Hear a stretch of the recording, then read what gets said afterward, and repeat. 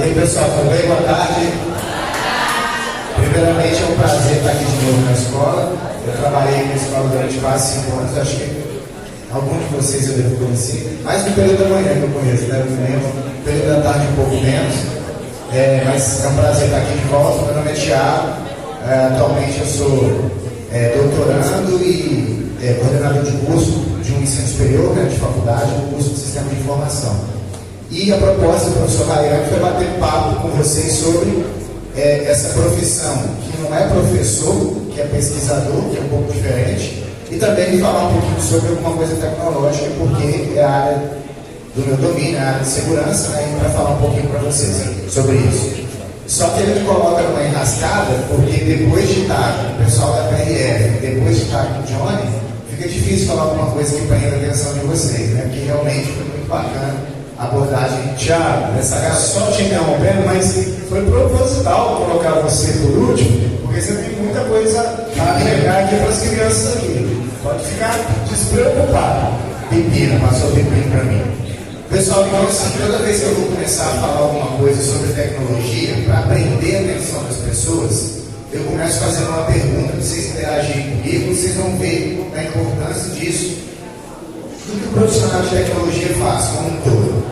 Eu quero que vocês me falem aí o nome de 3 pessoas que estão entre as 10 mais ricas do mundo.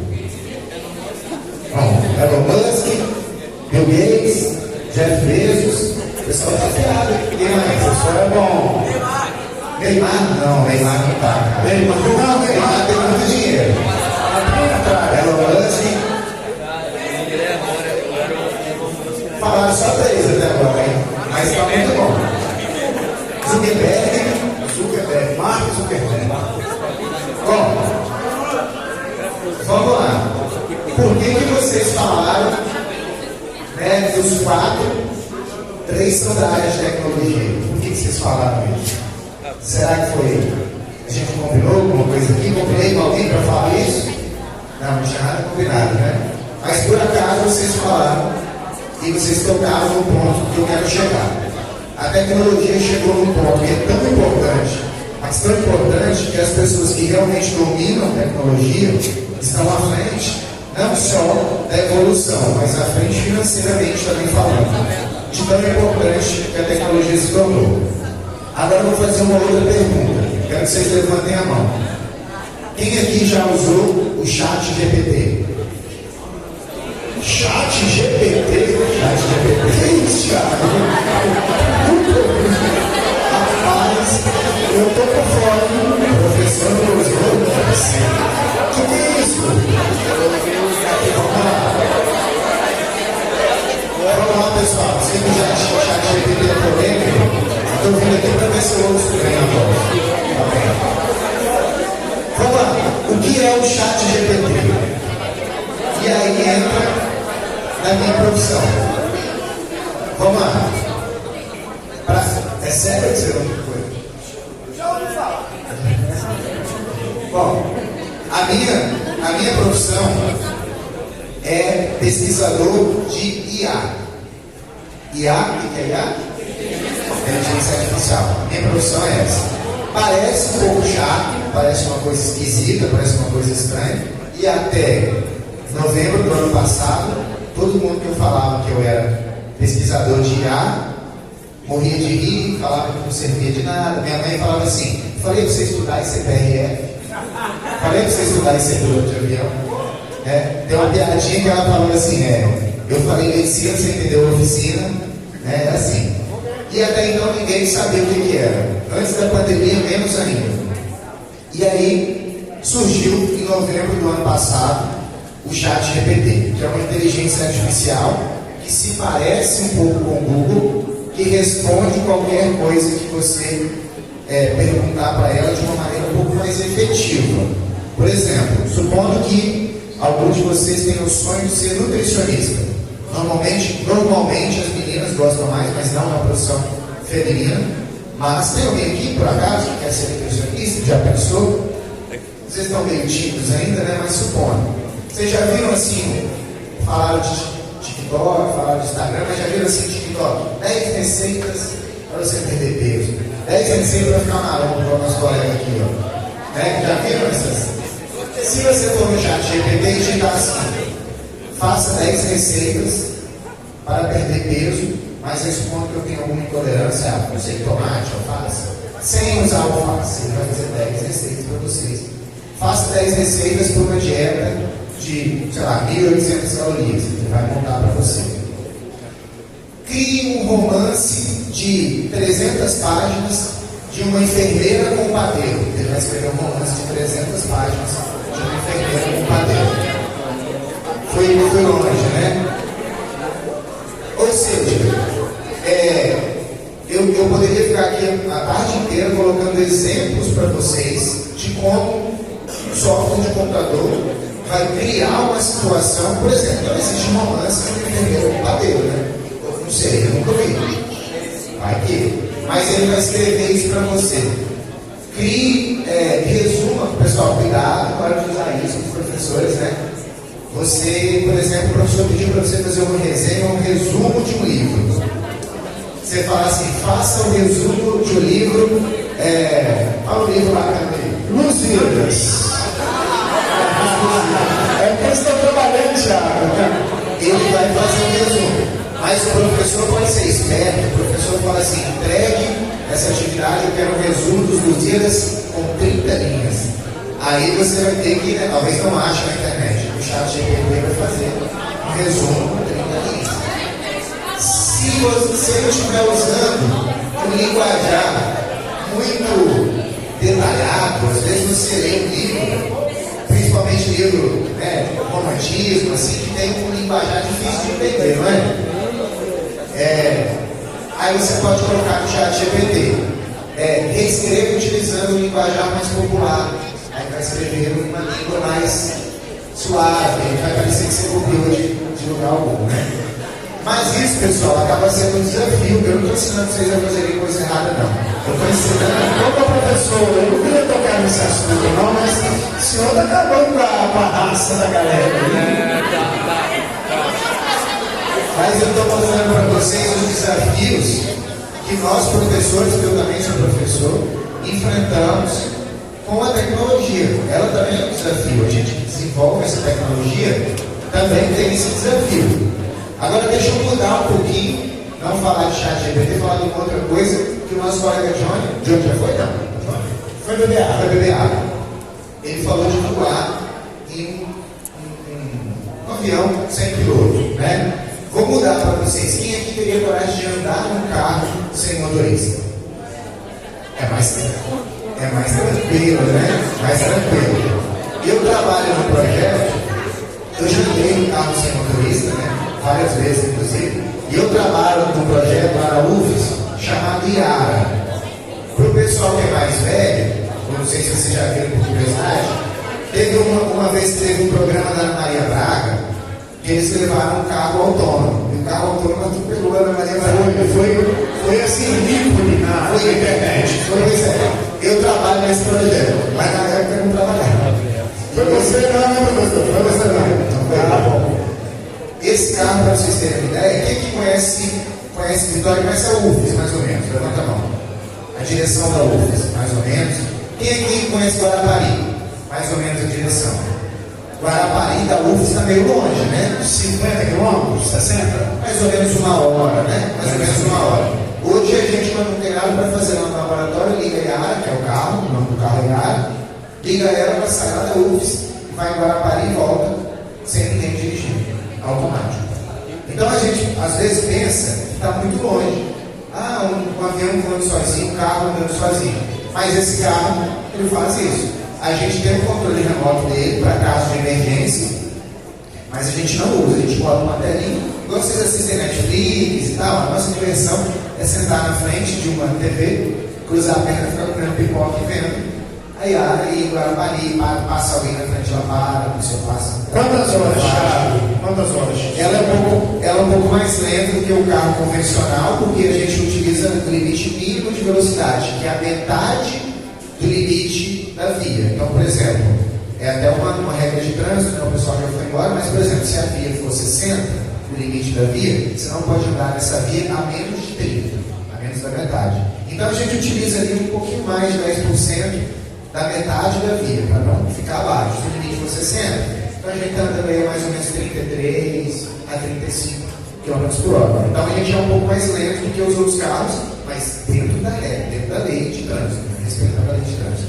Então é algo muito complexo que exige muita dedicação, muitos estudos. Eu tenho um professor, vocês terem me lá na USP, que dentro da área dele, ele é o top 3 do mundo. Ele é o cara que mais sabe daquilo, o que mais sabe não, o top 3, o terceiro que mais sabe daquilo no mundo. Estou falando do Espírito Santo, do Brasil, todo mundo. Você imagina, um cara compete com aqueles japoneses, parece que é tudo inteligente, né? De óculos assim, uns coreanos, enfim, qualquer tecnologia, o cara, dentro dessa área de ar, ele é top 3 do mundo.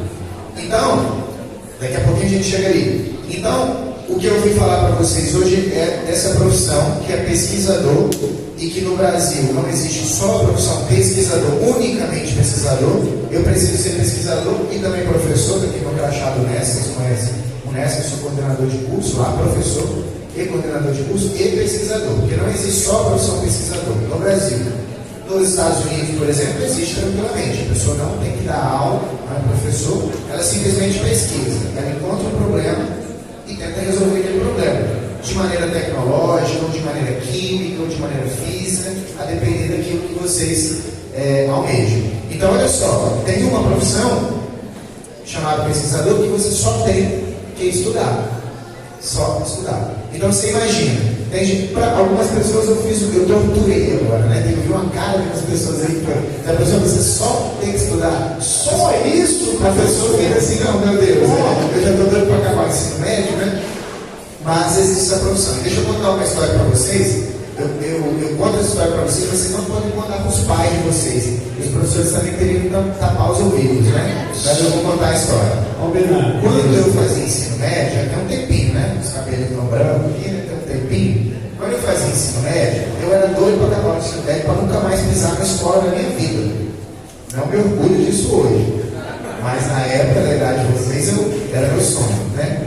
Não queria mais. Aí quando acabou o ensino médio, nós juntamos os meninos mais atentadinhos que estavam no fundo, eu era estudioso. Só que eu acabava de fazer as coisas rápido e atentava todo mundo. Mas não gostava muito de estudar, mas eu estava ali para sofrer. Acordava cedo, ia para a escola, igual vocês, né? Às vezes saia na hora do almoço, os meninos estudam cedo. Mas já que eu estou na escola, vou ficar tentando? Não, vou estudar. Eu estudava, e depois que eu acabava tudo, né? Eu era um pouquinho mais, perturbava um pouco mais, mas o professor puxava a orelha tranquilo. Mas resumindo a minha história, eu combinei com uma meia dúzia, quando acabou o ensino médio, o último dia, nós fomos, perto da minha casa lá tinha um terreno assim, baldio, né, um local aberto, nós pegamos nossos cadernos, não os livros escolares não, tá? Levamos nossos cadernos, fizemos uma fogueira. Então, você imagina, né? Isso, o tanto que eu não queria pisar numa escola.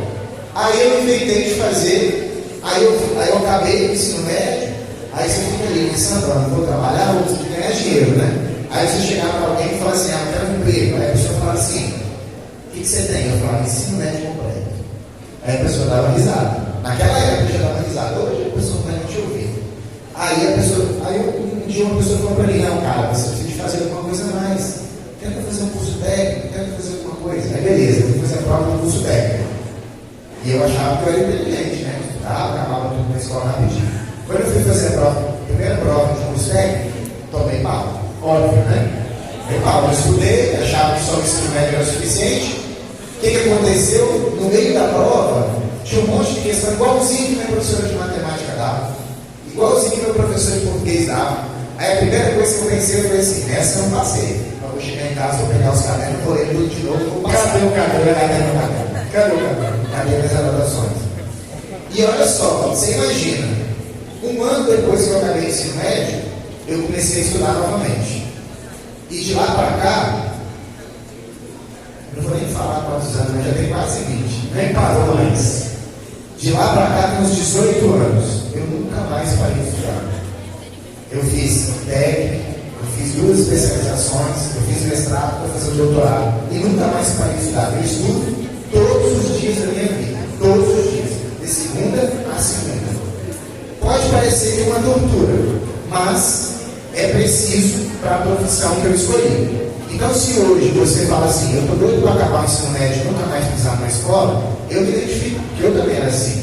Só que um dia, vou usar a expressão de gente velha, a água bateu na bunda. Um dia eu senti a necessidade, eu vi que não existe outra situação, não existe outra possibilidade, a não ser ser brasileiro, né? Ou se você dá uma sorte muito grande de ganhar na Mega Sena. Inclusive, eu nem conto com isso, eu nunca joguei na Mega Sena, não sei nem como faz. Eu nem conto com essa sorte, porque prefiro não contar. Então, não existe uma outra situação, né, ao meu ver, que não seja a educação. Inclusive, tem uma frase muito legal que eu coloquei na epígrafe do meu mestrado. A epígrafe é uma frasezinha que você coloca ali depois da capa. Essas frases motivacionais o pessoal posta debaixo das fotos no Instagram, né? Eu acho chatíssimo, né? Aquela pessoa que posta uma foto, coloca uma frase motivacional embaixo, eu silencio ela.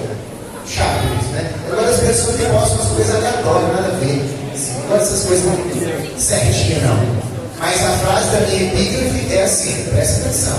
Se quiser anotar no celular, anote. Ela é profunda, é assim. Quando se nasce pobre, o maior ato de rebeldia contra o sistema é ser estudioso. Eu chego a arrepio quando eu falo essa frase. Porque não existe uma outra maneira de você quebrar o sistema, de você mudar a sua realidade, se não for por bem de educação. Você precisa de estudar. Pode ser uma coisa que você na verdade tem que escolher uma coisa que você gosta. Porque já pensou eu falar que tem 18 anos que eu estudo todos os dias? Quando eu falo todos os dias, pessoal, claro que não é todo dia assim, tem um dia que eu posso estar passando mal, pode ser no dia do Natal, no dia do Ano Novo, pode ser no dia das festas, eu estou viajando para um outro lugar. Não é todo dia assim, entendam que não é 100%, mas é mais de 90% dos dias nesses 18 anos, com certeza. Então, pode parecer uma coisa meio absurda, mas é uma maneira de você mudar a realidade e virar normal. Então, essa é a profissão de pesquisa. Essa profissão é chamada pesquisador, onde você faz mestrado, você faz doutorado. No Brasil, você atua como professor. A maioria dos professores aqui estão nesse meio, fazem mestrado ou fazem doutorado, ou já fizeram. E eles não perdem nada com isso. Pelo contrário, eles ganham um conhecimento que depois é transmitido com excelência, com certeza, para vocês. Mas isso faz com que esses professores estejam muito à frente do tempo deles. Então, às vezes, é legal quando você, não sei se vocês já passaram por isso, vocês costumam, de repente, passar por criança. Quando você vê uma criança fazendo ela vai fazer uma coisa errada. Quando ela está correndo demais, ela vai cair. Mas não uma coisa que vai se machucar, está mexendo com fogo, vai se queimar. Não, aí você vai intervir. Mas uma coisa que você não pode, se você não necessariamente precisa intervir, você fica de braço cruzado olhando e fala assim, vai dar merda, né? Aí você fica olhando, né? Então, quando você está numa profissão de pesquisador, na grande maioria das vezes, uma pessoa chega para mim e fala assim, Thiago, quero fazer tal coisa. Na área tecnológica, na área científica e tal. Aí eu falo assim, pô, cara, mas isso eu acho que não vai dar muito certo. Não pode ficar jogando, atrapalhando a pessoa. Aí eu deixo quieto. Fico só imaginando, né? Aí ele, não, mas eu vou fazer porque eu não sei o quê. Aí eu fico de braço cruzado e falo, vai acontecer isso em 3, 2, 1, é que não acontece. Então, isso é legal porque você tem a noção de que tudo aquilo que você faz é válido. Que você estuda, que você pesquisa, você escreve artigo, você publica. E aí isso traz umas coisas legais. Só para a gente finalizar aqui, eu sei que o horário é curto, os meninos já têm aula de matemática agora, né? Física, não sei. Isso nos possibilita algumas experiências. Por exemplo, eu já visitei 19 países diferentes. Alguns como turismo mesmo, que eu gosto, e outros como ciência, como pesquisa. Eu vou para o país, fico um tempo, estudo um tempo, depois volto, agora tenho uma oportunidade de novo de ir para fora do país. E isso fora outros eventos que acabam acontecendo no Brasil. Por exemplo, agora eu publiquei um artigo e vou fazer uma apresentação em Brasília, do dia 22 ao dia 26, dia 25, alguma coisa desse mês. Então, pelo lado científico. Isso é legal, que faz crescer culturalmente. O PRF falou que na Holanda é permitido o uso de maconha, não é? E eu já tive a oportunidade de ir para a Holanda, em Amsterdã, né, um local assim, bem conhecido da Holanda, e lá vende bolinho, tipo um cupcake, assim, na padaria, assim. Não, esse aqui é de maconha, esse aqui é disso, daquilo. Então isso te possibilita conhecer culturas, né? Antes que vocês perguntem, eu não comigo, tá? Porque isso fica, não, é verdade, isso o PRF não falou, mas mas esse tipo de droga ele permanece no seu organismo, cabelo e outros, né? Então muitas vezes eu vou prestar uma consultoria para a polícia, para o PRF, e eu sofro a mesma condição que ele. Eu vou fazer uma pesquisa forense, uma investigação forense, que é você investigar o crime computacional, eles me chamam para fazer alguma parte, eu não posso falar exatamente o que é por uma questão sigilosa. Então, antes, eu tenho que fazer o mesmo exame que ele. Então, se eu usei algum tipo de droga, fica no fio de cabelo, eu acho que maconha fica 10 anos. Né? Sim, é muito tempo, não sei quantos anos, muito tempo. Não, mas fica no seu cabelo. Então, eu não posso fazer um tipo de esse uso de substância ilícita. Né? Então, eu não usei, não é só para vocês ficarem. Mas eu sei que existe, eu sei como funciona, eu vi como é isso. Isso te faz crescer culturalmente. É legal isso, é contar a história das pessoas, faz crescer culturalmente. Então, pessoal, o tempo é curto, gostaria de ter a mesma desenvoltura e tantos conteúdos interessantes quanto que os meninos passaram, John, e o pessoal da PRF, mas falo aqui para vocês um pouquinho dessa profissão que é pesquisador. Falei rapidamente o que eu faço, tem muitas outras coisas, né?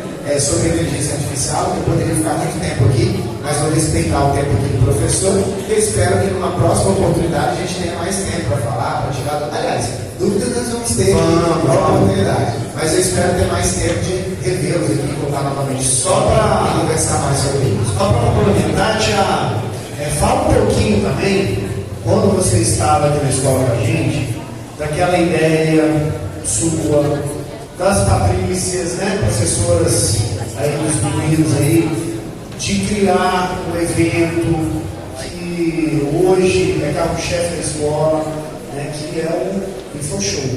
Né? Fala um pouquinho dessa sementinha que você plantou, né, que você ajudou a germinar, colheu alguns frutos bacanas, e as meninas estão prosseguindo, e os meninos aqui do curso de informática tá caminhando aí. Fala um pouquinho pra gente. Ele falou que eu acabava, né? Deu mais um tempinho, 5 minutos aí. O InfoShow, pessoal, não sei como exatamente está funcionando hoje, mas é uma oportunidade de você conectar coisas que você aprende no ensino propedêutico, no ensino regular, em português, na matemática, geografia, história e afins, com algum outro conteúdo, principalmente de base tecnológica. Por que base tecnológica? Porque não dá para fazer nada sem tecnologia mais, né? Os aviões do Johnny lá fream sozinho, fica um tempão no ar lá com piloto automático e outras coisas que o pessoal da PRF fez aqui, que não envolve tecnologia, né? O bafômetro sempre de soprar, só jogou perto, né? Então a gente tenta fazer conexão no InfoShow, a gente tenta fazer conexão de coisas que você aprende no dia a dia, estuda no dia a dia, com alguma coisa tecnológica. E eventualmente ter uma ideia bacana que possa virar uma solução. Só assim, um exemplo. Vocês conhecem o Plus Delivery, né? Plus Delivery, né? Vocês sabem quem é o dono do Plus Delivery, vocês sabem que ele vendeu o Plus Delivery por milhões, e vocês sabem que ele é um aluno de programação, é um programador aqui de Colatina, que desenvolveu e vendeu 14 milhões, vendeu 14 milhões o Plus Delivery. Né? Então essa ideia dele não surgiu aqui na escola, mas surgiu numa feira muito parecida com o InfoShow. Falaram assim, quero que vocês desenvolvam alguma coisa legal aí. Aí ele falou, vou desenvolver um aplicativo para entregar comigo. Hoje está Natal, né? Mas vou desenvolver um aplicativo. Numa feirazinha assim. E aí o que aconteceu? Ficou legal, os professores avaliaram bem, ele melhorou, otimizou, daqui a pouco contratou outra pessoa, daqui a pouco foi o Plus Delivery que vendeu por 14 milhões. Então, esses pequenos insights que vocês podem ter juntos com os professores, pode sim se tornar uma nova profissão para você, né? Uma nova realidade para você. Então, pessoal, valorize o InfoShow, tente trazer ideias legais, né? Junte um grupo bacana, faça uma coisa legal, que isso pode ser bem interessante aí, profissionalmente falando. Né? Show de bola, professor. A gente agradece novamente. Uma salva de